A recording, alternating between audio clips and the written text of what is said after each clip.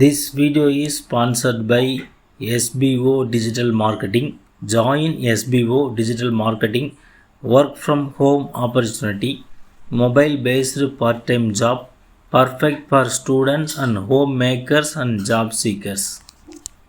Skip பண்ணாதீங்க, பெரிய தப்பு. தினம் 300 ரூபாய் சம்பாதிக்க அரிய வாய்ப்பு. இன்ஸ்டாகிராம், ஃபேஸ்புக் பயன்படுத்த தெரிந்தால் போதும். Content post and content publishing மூலமா தினம் 300 ரூபாய் சம்பாதிக்கலாம். இந்த வேலை செய்ய 5 நிமிடம் போதும். Work training support, group communication support, all language customer live chat support, முக்கியமா சொந்தமா ஒரு பிசினஸ் ஸ்டார்ட் பண்ற அளவுக்கு உங்களால கற்றுக்கொள்ளவும் முடியும், சம்பாதிக்கவும் முடியும். இந்த வேலை வாய்ப்பு வழங்குவது 5 வருடத்திற்கு மேல ரன் ஆகிட்டு இருக்க நம்ம தமிழ்நாட்டு company school of business organisation private limited. மேலும் விவரங்களுக்கு டிஸ்கிரிப்ஷன்ல கொடுத்திருக்க நம்பருக்கு வாட்ஸ்அப் பண்ணுங்க.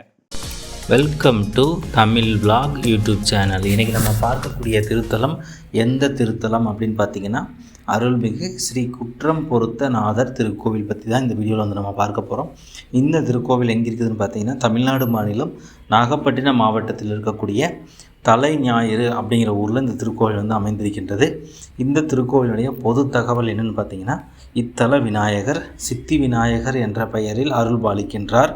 சீர்காழி சட்டைநாதர் கோவில் அமைப்பைப் போலவே இக்கோயிலும் மலைக்கோயில் அமைப்பில் கட்டப்பட்டுள்ளது. எனவே இந்த தலத்தை மேலைக்காளி என்பார்கள். கோயிலின் முதல் தலத்தில் உமா மகேஸ்வரரும் இரண்டாவது தலத்தில் சட்டைநாதரும் அருள்பாலிக்கின்றார்கள். சண்டிகேஸ்வரர் மனைவியுடன் வீற்றிருக்கின்றார். இந்த கோவிலுடைய தலப்பெருமை என்னென்னு பார்த்தீங்கன்னா, விசித்திராங்கன் என்ற மன்னன் தன் மனைவி சுசீலையுடன் குழந்தை பாக்கியம் வேண்டி இங்கு வழிபாடு செய்தார். இறைவன் அருளால் அவருக்கு குழந்தை பிறந்தது. இதனால் மகிழ்ந்த மன்னன் இத்திருக்கோவிலை அழகுற கட்டினான் என்பது வரலாறு. சூரிய பகவான் இத்தலத்தில் வழிபட்டதால் தலை ஞாயிறு என வழங்கப்படுகின்றது. இந்த தலத்தில் செய்யும் அறச்செயல்கள் ஒன்றுக்கு 10 பெருகும் என்பதை பிரம்மன் வசிஷ்டருக்கு கூறினார். அதனால் வசிஷ்டர் இங்கு லிங்கம் அமைத்து வழிபட்டு மெய்ஞானம் பெற்றார் என்பது தலப்புராணம் கூறுகின்றது. 72 மகரிஷிகள் இங்கு வழிபாடு செய்து முக்தி பெற்றுள்ளனர். இந்த தலத்தில் வந்து வழிபடுபவர்கள் அடுத்த ஜென்மத்தில் தாயின் கருவில் தங்க மாட்டார்கள். அதாவது அவர்களுக்கு அடுத்த ஜென்மம் கிடையாது, சிவனின் பாதத்தில் சேர்ந்து விடுவார்கள் என்பது ஐதீகம். எனவே தான் இந்த தலம் கருப்பரியலூர் என வழங்கப்படுகின்றது. அனுமன் தோஷம் நீக்கிய தலம். ராவண யுத்தத்தில் ராவணனை கொன்ற தோஷம் நீங்க ராமர் சிவபூஜை செய்ய நினைத்தார். எனவே அனுமனிடம் 2 நாளிகைக்குள் ஒரு சிவலிங்கம் கொண்டு வா என்றார். உத்தரவை ஏற்ற அனுமன் வடதிசை நோக்கி சென்றான். குறிப்பிட்ட நேரத்துக்குள் அனுமன் வராததால் ராமர் மணலால் லிங்கம் பிரதிஷ்டை செய்து வழிபட்டார். அவரது பிரம்மஹத்தி தோஷமும் நீங்கியது. ராமர் பூஜை செய்த தலம் ராமேஸ்வரம் ஆனது.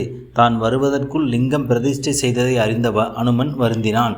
அத்துடன் அந்த லிங்கத்தை தன் வாளினால் கட்டி இழுத்தான். ஆனால் முடியவில்லை. இப்படி செய்ததால் அனுமனுக்கு சிவ அபராதம் ஏற்பட்டது. சிவனை குறித்து தவம் இருந்ததால் சிவ அபராதம் நீங்கும் என ராமர் அனுமனுக்கு யோசனை கூறினார். அனுமனும் அவ்வாறே செய்ய சிவன் தோன்றி, அனுமனே, நீ கண்மபுரம் எனப்படும் தலைஞாயிறு சென்று வழிபாடு செய்தால் இந்த தோஷம் விலகும் என்று அருள்பாலித்தார். அனுமனும் அதன்படி தலைஞாயிறு வந்து வழிபட்டு தோஷம் நீங்க பெற்றார். அதன் பிறகு சிவனின் கருணைக்கு வியந்து இத்தலத்தில் வடகிழக்கில் தன் பெயரால் ஒரு லிங்கம் அமைத்து அதை வழிபாடு செய்ய ஆரம்பித்தார். இந்த தலம் தற்போது திருக்குறக்கா என்று வழங்கப்படுகின்றது. இந்த கோயிலுடைய தலவரலாறு என்னன்னு பார்த்தீங்கன்னா, ராவணனின் மகன் மேகநாதன் இந்திரனை போரில் வென்றதால் இவனுக்கு இந்திரஜித் என்ற பெயர் ஏற்பட்டது. ஒருமுறை இந்திரஜித் வானத்தில் புஷ்பக விமானம் மூலம் பறந்து கொண்டிருந்தான். வழியில் விமானம் தடைபட்டு நின்றது. கீழே பார்த்தபோது சிவாலயத்தின் மீது பறந்ததை உணர்ந்தான். இதனால் இந்த தடை ஏற்பட்டது என அறிந்தான். இதனால் வருந்திய இந்திரஜித் தீர்த்தத்தில் நீராடி இறைவனை பூஜித்தான். இவனது கவலை நீங்கி விமானம் மறுபடியும் பறந்தது. இப்படிப்பட்ட அற்புத லிங்கத்தை இலங்கைக்கு கொண்டு செல்ல முயன்றான். அது முடியாமல் போனதால் மயங்கி விழுந்தான். இந்த செய்தியை கேட்ட ராவணன் இத்தல சிவனின் திருவடியில் விழுந்து தன் மகனின் குற்றத்தை பொறுத்தருளுமாறு வேண்டினான். இறைவனும் அருள் செய்தார். எனவே இந்த தல இறைவன் குற்றம் பொறுத்த நாதர் என அழைக்கப்படுகின்றார்.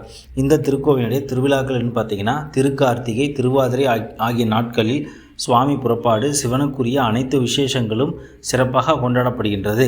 இந்த கோவில் திறக்கும் நேரம் பார்த்தீங்கன்னா காலை 6 மணி முதல் 12 மணி வரை, மாலை 5 மணி முதல் இரவு 8 மணி வரை இந்த கோவில் வந்து திறந்திருக்கும். இந்த திருக்கோவிலுடைய பிரார்த்தனை நீங்கள் என்ன வைக்கலான்னு பார்த்தீங்கன்னா, குழந்தை பாக்கியம் இல்லாதவர்களும், குழந்தை பிறந்து இறந்துவிடும் தோஷம் உள்ளவர்களும், ஆண் வாரிசு வேண்டுபவர்களும், பெண் வாரிசு வேண்டுபவர்களும் இந்த தல இறைவனிடம் வேண்டிக் கொள்கின்றார்கள். என்ன நேர்த்திக்கடன் செலுத்தலாம்னு பார்த்தீங்கன்னா, பிரார்த்தனை நிறைவேறியதும் இந்த தலத்தில் உள்ள தட்சிணாமூர்த்திக்கு அர்ச்சனை செய்து வழிபாடு செய்கின்றார்கள். இந்த திருக்கோவிலுடைய சிறப்பம்சம் என்னென்னு பார்த்தீங்கன்னா, அதிசயத்தின் அடிப்படையில் இத்தல இறைவன் சுயம்பு மூர்த்தியாக அருள்பாலிக்கின்றார். அனைவரும் அருள்மிகு ஸ்ரீ குற்றம் பொறுத்த நாதர் திருக்கோவில் சென்று அவரை வழிபட்டு அவருடைய அருளை பெற்று வாழ்வாங்கு வாழ வாழ்த்துகிறேன். மீண்டும் இன்னொரு நல்ல திருத்தலத்தில் சந்திக்கலாம். நன்றி, வணக்கம்.